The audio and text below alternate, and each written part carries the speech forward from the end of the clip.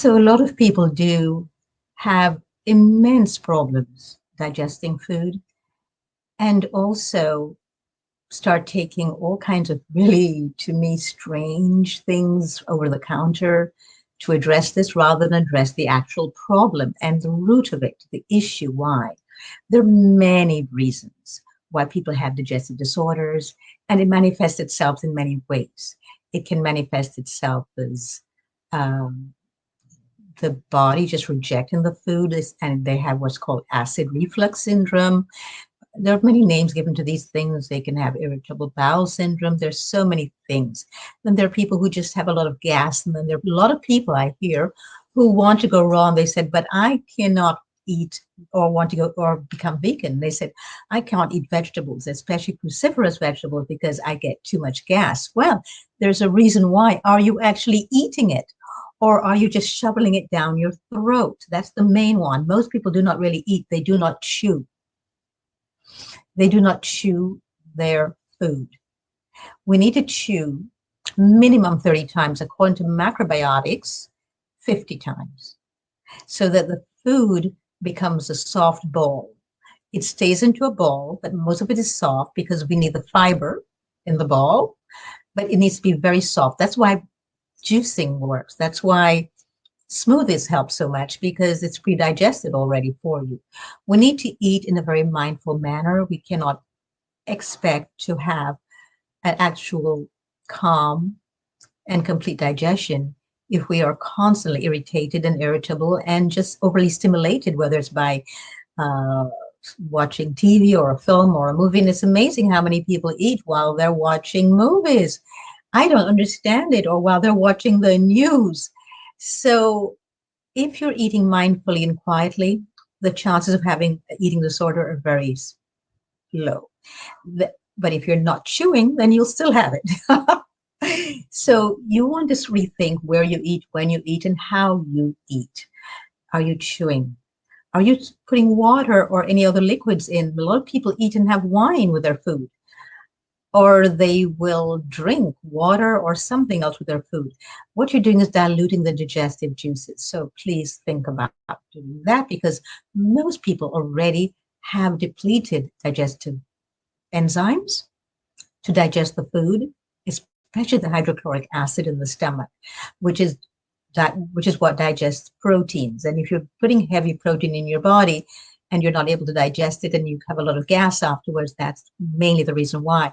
And if you have a very low amount of hydrochloric acid, you don't want to then dilute it by drinking with the meals. Then some people also, they get agitated while they're eating because they're on the phone. Why are you on the phone when you're eating? I remember when I studied with Thich Nhat Hanh, what I loved about him was, remember he said, when I walk, I walk.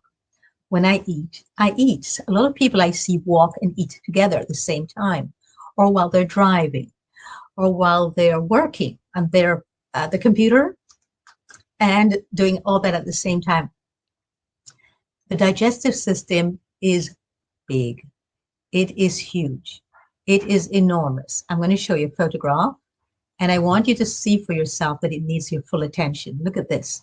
This is the digestive system, and I like this particular image because it's colored and it shows a big distinction between the small intestine and the large intestine.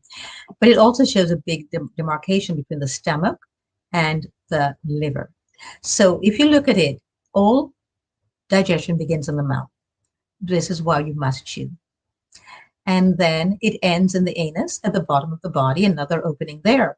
But most people have constipation or diarrhea because of what happens between the mouth and the anus, because they already have never given themselves a chance to digest the food because the food doesn't stay in the mouth long enough, or they're mixing it with things that should not be there. For example, people are mixing sugary stuff with protein.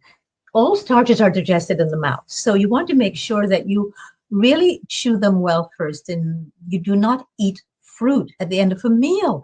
I see a lot of people eating fruit at the end of a meal.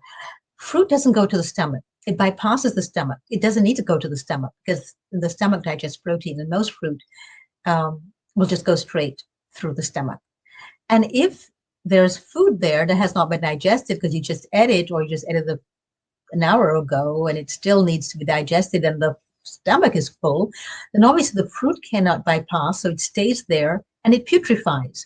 No wonder you have gas and you've got bloating and all these problems. So please do not see fruit as a healthy dessert. We don't even need dessert. Why do you need dessert? The need for dessert is probably because the food you're eating is way too salty. That's why you're craving sweets at the end. You can eat the dessert for the meal. And in fact, fats should be eaten at the beginning of the meal and not after. So if you want to eat dessert before the meal, that would be much preferable. So these are just some of the things that I'm bringing to your attention today. Please join my Elegantly Raw opportunities to learn more. We'll be actually training you in a lot there. And I look forward to working with you all at some point or in the near future. Please go to my website for that, elegantlyrawdorit.com. Thank you and enjoy your meals. Take the time to sit and enjoy them. Do not eat in a hurried manner. Just like how you would like somebody to appreciate you and give you all their attention, the food does too.